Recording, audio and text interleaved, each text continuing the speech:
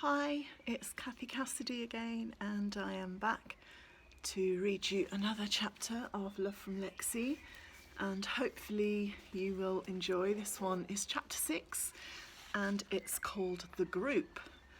And before I start, chapter 6, another day into lockdown. I hope that all of you are coping okay. I hope you're all finding something to smile about, not missing your friends too much. If you do find yourself really at a loose end or feeling in need of a little bit of support, you can go to my website or check out my blog, Dreamcatcher, which has some kind of tips and advice for how to handle the whole lockdown thing, which is clearly not nice. But this is a really nice way, I think, of escaping from the whole reality of now. Just for a little bit, for 10 minutes, you can jump into this story and hang out with Lexie and her friends.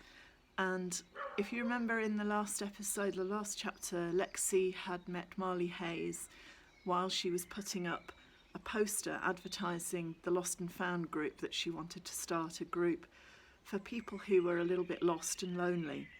And that meeting is going to take place at the library, and this is what happened. So she's made a little poster to put up on the library wall. So that's the poster that she made.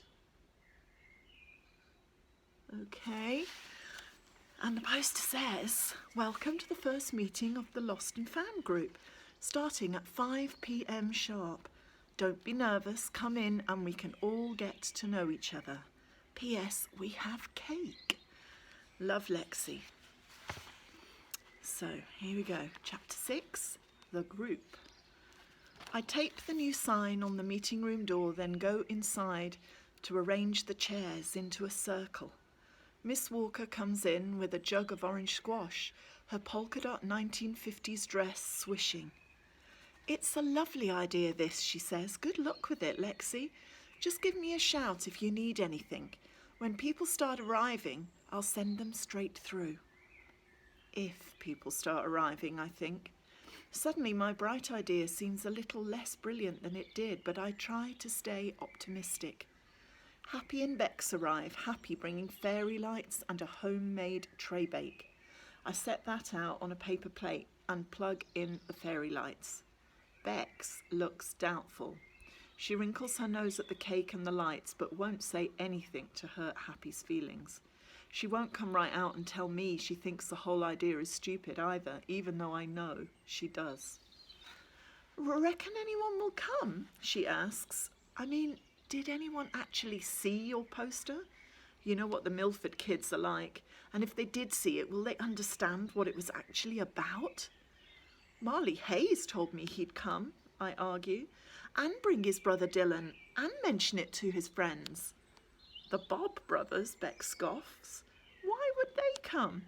Marley is not a lost boy, he's a liability. I think he was winding you up, Lexie. Well, I hope he was." "We'll see, I guess," I answer, feeling a little deflated. "Let's be positive," Happy cuts in. "I mentioned it to Romy Thomas, that girl who sits on her own in the canteen. We're in orchestra together. Plus there's a kid from school out there in the library right now. I bet you anything he's here for this. He looked really nervous." "Okay, I'll go and see." Out in the main library, I spot the boy Happy mentioned right away. It's the new kid in year 8, the scruffy, sandy-haired boy who hasn't quite found his friendship group yet. He's wearing a rumpled jacket and a faintly shifty look. "Are you here for the meeting?" I asked. No, just getting a few books," he mutters awkwardly, pulling the nearest hardback off the shelf in front of him. It's called Surviving the Menopause. And when he spots this, he flushes a kind of crimson colour. "Not this one," he says, stuffing it back on the shelf. Obviously, I agree. "You're definitely not here for the Lost and Found meeting. It's in that room over there. We've got cake. I mean, even if you're not here for that, maybe you could just come in for a while. You'd be doing me a favour, really. I'm worried that not many people will come." "Well, I did see the poster," he admits with a shrug. "It looked interesting. I'm not sure that if I'm into that sort of thing, though. Cake, you say? By 5 o'clock, my heart is in my boots. Apart from Happy, Bex and me, it looks like the only people attending the first meeting of the Lost and Found group are Romy Thomas, the loner girl who goes to orchestra with Happy, and Jake Cook, the sandy-haired boy I dragged in from the library. Both are silent, gloomy, checking their mobiles and looking very uncomfortable. Should we start? Happy asks, and when I mumble something about giving it 5 more minutes in case of latecomers, Bex shoots me a very pitying look.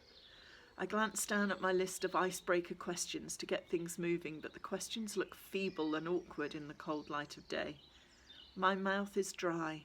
I wish I'd never thought of this in the first place.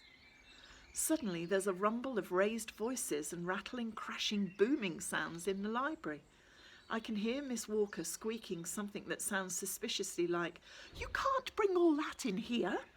But the noise gets louder, and then the door bursts open and Marley Hayes strides in with a posse of kids at his heels. "Made it," he says, shaking the tussle fringe out of his eyes. "Not too late for the auditions, are we?" "Auditions?" I echo. And then I blink and swallow hard, because there has clearly been some kind of mistake. A mistake of epic proportions. Marley is carrying an electric guitar. 2 of the kids behind him are manhandling a full-sized drum kit, complete with cymbals and hi-hat. And behind that, I'm sure I can see kids with a cello, a trumpet, a flute, and more. Much more. The kids swarm into the meeting room, filling the space. The beautiful, popular girl with sad eyes is there, carrying a ukulele. A tall, stringy boy in old-fashioned tortoiseshell glasses slides a bow across his cello. Marley's brother Dylan sets up the drum kit and runs through an impressive and ear-splitting drum solo, while half a dozen kids I've never seen before in my life sit down and start unpacking instruments and musical scores. "What are you doing?" I ask Marley. "Who are all these people?" Marley grins. "You know, the poster," he says. "I promised to spread the word, and I did. I told everybody I could think of with musical talent. I mean, you probably can't take all of us, I know, but, well, we're keen. Maybe you could give us a chance." I blink, baffled. "A chance at what?" I ask. Marley rolls his eyes. "Well, the auditions, of course," he declares, "for the group, like it said on the poster. What's the name of it again? Oh, yeah, the Lost and Found. Catchy." On the other side of the room, I see Bex hiding her head in her hands. From the way her shoulders are shaking, I can't be sure if she's laughing or crying, but I think it's probably the former. I think there's been some mistake," I tell Marley. "The Lost and Found, it's not that kind of group." He raises an eyebrow. "What kind of group is it then?" he wants to know. "More folky?" "Yeah, I could have thought, I should have thought that, you with your tambourine and everything. Well, that's okay, we can adapt." I shake my head and Marley's eyes skim over Happy and Romy, both known for their violin skills. "Classical, maybe," he guesses, his eyes scanning onwards towards Bex. "Or death metal? Thrash punk?" I sigh. "It's not a musical group at all, okay?" I explain. "Not a band, just a group of people meeting up every now and then." Marley stops in his tracks. "Not a band?" he echoes. "But the poster said. I was so sure." "I told you I wasn't musical," I remind him. "I meant it." "I thought you were joking," Marley says, wide-eyed. Dylan pulls the welcome poster off the meeting room door and waves it at me. "This is painted on music paper," he argues. "It must be a band." Bex steps up beside me. "The one at school was painted on a map," she points out. "So what? This is not a hill-walking group either. Aren't you listening?" Dylan frowns, and the rest of them seem equally crestfallen. "I don't get it. What is this group for?" Marley demands. "What does it do?" I bite my lip. It's just a group for anyone feeling a bit lost or out of their depth to meet up with other like-minded kids, that's all.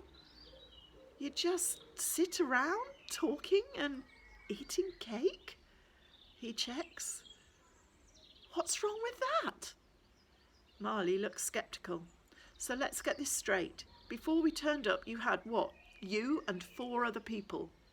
Not much of a group, is it? It's a start, I argue.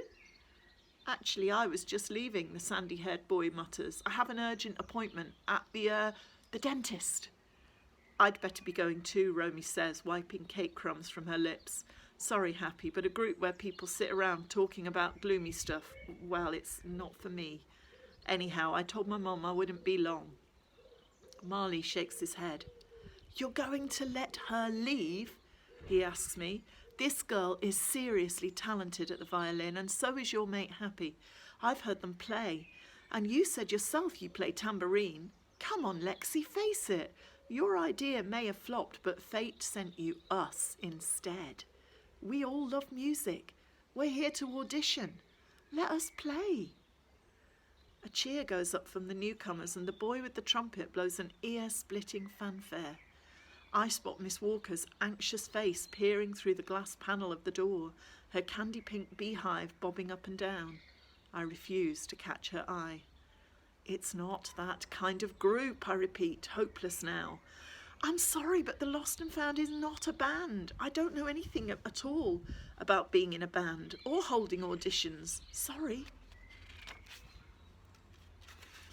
Their smiles slide away into dismay. Shame, Bex comments casually.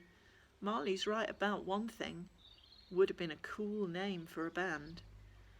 All eyes are on me suddenly, and the weight of their disappointment and disapproval is crushing. My patience, stretched to breaking point, finally snaps. Oh, do what you like, I say. I don't care anymore. Whatever. Marley grins. That's settled then. We're a band. Don't worry, Lexie, you don't have to do anything. We'll run these auditions democratically. Everyone can have a go at playing or singing or whatever, and we can all vote for who we think is best. You stay right here, Miss Violin Girl, and you, aren't you that new kid in year 8? We all know you don't really have a dentist's appointment, so sit down and help Lexie keep a record of who's playing and what they're good at. The sandy-haired boy sits down grinning, and Romy just glows with pride. Everyone seems thrilled at the prospect of a Lost and Found group that involves guitars and tambourines instead of soul-searching, which makes me feel a little sad. Although at least this way, we still have a group, and it does include some of the kids I've been worrying about. And Marley himself, of course. He winks at me, grinning, and I can feel my frosty glare begin to thaw a little. So, Lexie finds herself not with a group of misfit kids, but actually a part of a band. And you're going to have to tune in for chapter 7 tomorrow to find out how that all begins to work out. I hope you're going to enjoy it anyway. Thanks for listening. Thanks for coming and checking this out. And stay safe, stay well, and I'll see you tomorrow.